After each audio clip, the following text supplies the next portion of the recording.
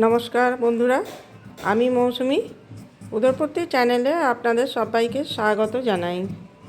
এই রেসিপিটি আমরা সাধারণ ভাষায় এটাকে গুড়াম বলি, দেশীয় ভাষায়, কিন্তু এটা একটা চটপটা টকঝাল মিষ্টি, একটা খাট্টা মিঠা একটা মিষ্টি আচারের রেসিপি। এটা বলা প্রথমে আমগুলি বাজার থেকে এনে ভালো করে ধুয়ে শুকনো করে মুছে তারপর তার খোসাগুলি ছাড়িয়ে এরকম বড় বড় টুকরো করে কেটে নেব। এবার আমরা গ্যাস অন করলাম, কড়াই দিলাম পরিমাণ মতো সর্ষের তেল,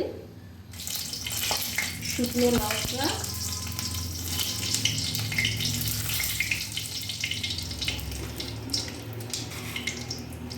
পাঁচফোড়ন,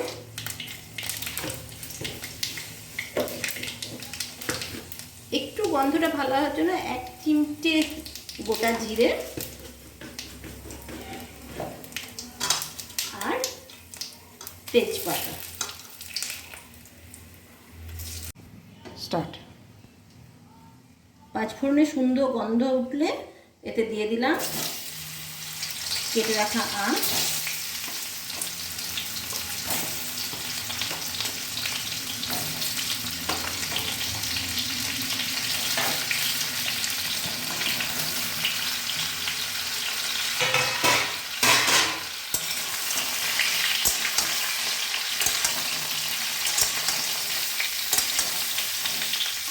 তেলের মধ্যে দেওয়া আমগুলো একটু খুন্তির সাহায্যে এদিকে দিকে নেড়ে দিলাম।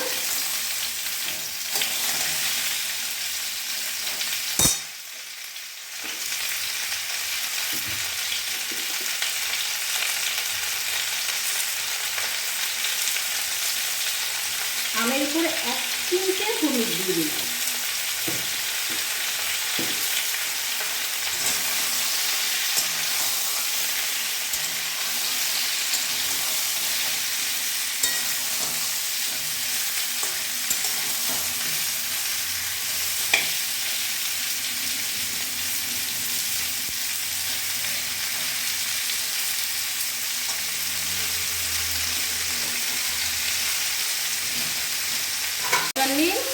এর উপরে স্বাদ মতো নুন দিলাম,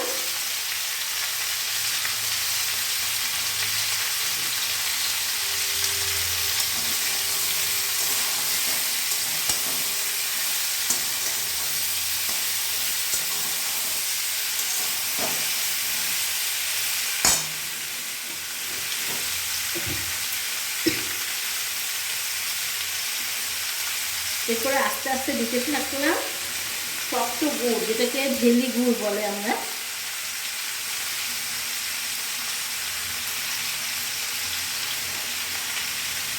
এটা আখের গুঁড়োও করা যায়, তবে ঝেলি গুড় দিলে তাড়াতাড়ি এটা ঘনত্বটা সুন্দরভাবে চলে আসে। আপনারা এটা চিনি গুড় মিশিয়েও করতে পারেন, আবার আখের গুড় বা ডাব গুড় বা ভেলি গুড় যেটা আমরা বলি সেটা দিয়েও করতে পারেন।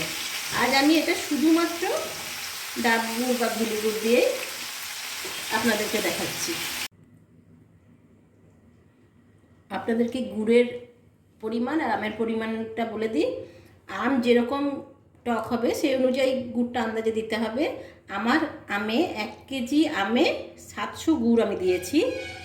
যেরকম মিষ্টি বা টক আপনারা খাবেন সেরকম পরিমাণটা গুড়ের পরিমাণ সামান্য আপনারা হেরফের করতে পারেন।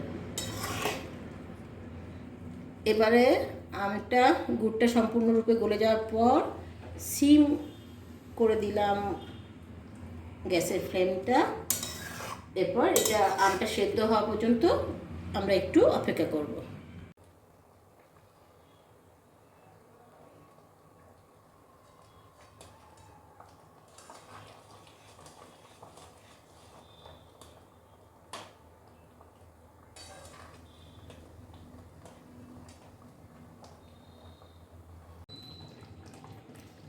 গুড় আমের শেষ পর্যায়ে আমরা চলে এসেছি।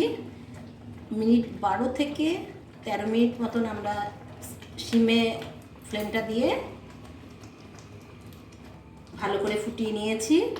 এরপর দেখুন গুড় আমের থিকনেসটা এরকম রাখবেন, কারণ ঠান্ডা হয়ে গেলে এটা আর একটু জমে যায়, সেই জন্য একটুখানি ঝোলা ভাব থাকতে থাকতেই আপনারা গ্যাসের নব অফ করে দেবেন। আজকে এই ঘরোয়া পদ্ধতিতে তৈরি গুড় আমের রেসিপিটি আশা করি আপনাদের সকলের ভালো লাগবে। আর ভালো লাগলে আপনারা অবশ্যই লাইক, শেয়ার, কমেন্ট এবং সাবস্ক্রাইব করতেও ভুলবেন না। ভালো থাকবেন, সুস্থ থাকবেন।